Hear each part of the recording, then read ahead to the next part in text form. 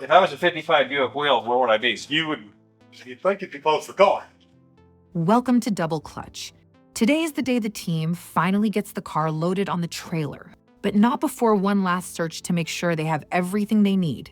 We got to get this car down and moving, obviously, and we don't have tires on it. Well, the actual tires mount to the drum assembly, so we have to put the bearings and everything back on the axle spindle so that we can move this car around and get it to where we can get it on our trailer and get it out of here. Well, no. Is your 5 casting up going on? No, it's not. No, neither is mine. It's like it's left-hand thread. That's why. I think. I'm not sure. Well, I've been turning it to the left. You might both have the So wrong I- nuts. Maybe you got the right. Yep, let's do that. Swap nuts. Swap your nuts. Okay. Yeah. That's Hey, problem. look at there. I'm gonna put air in this tire so that we can get this thing out of here, so that we can move on to getting the Buick out of the shop. So They're gonna look like it's flat as flat can be.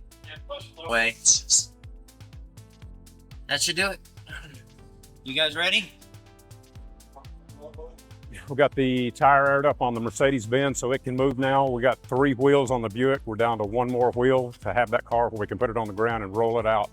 Then we're going to roll it out beside the parts car and kind of catalog the parts, try to do a parts inventory on the car so we can see if we're missing something. And I see us making a trip or two back here.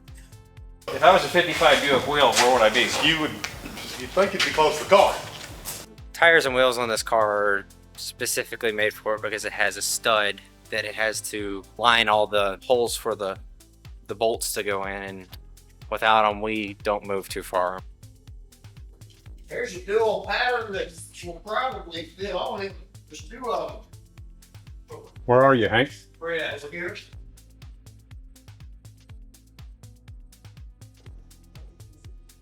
All right. You look like you're putting that feet through.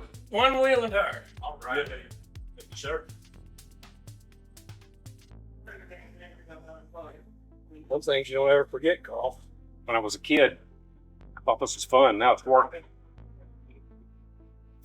Someone yells, stop, stop. Yep, it's good. How you know the Slow down. Slow.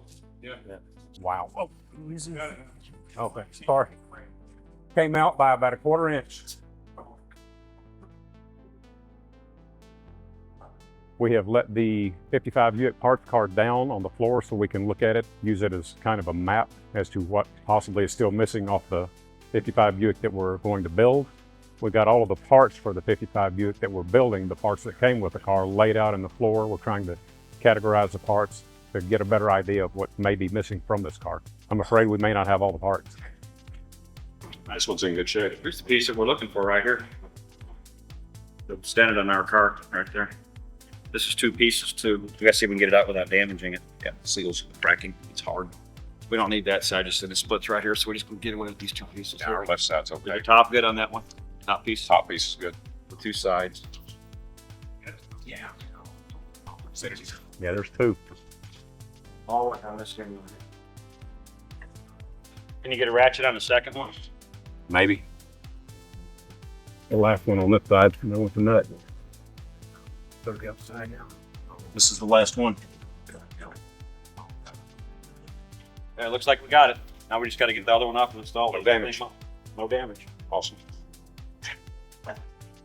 Light. You want to grab it? We got the engine loaded up in the trailer. I'm going to put a blanket between it and the side rails of the trailer and strap it in for the trip home.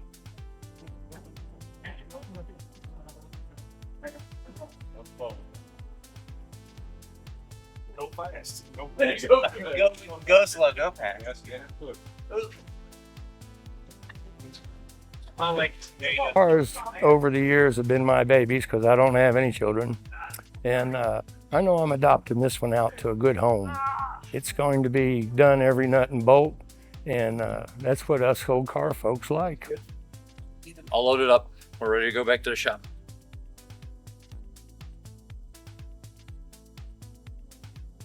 Thanks for joining us on this journey. Come back next week where we'll get the 55 Buick Special back to the shop and begin disassembly, only here on Double Clutch.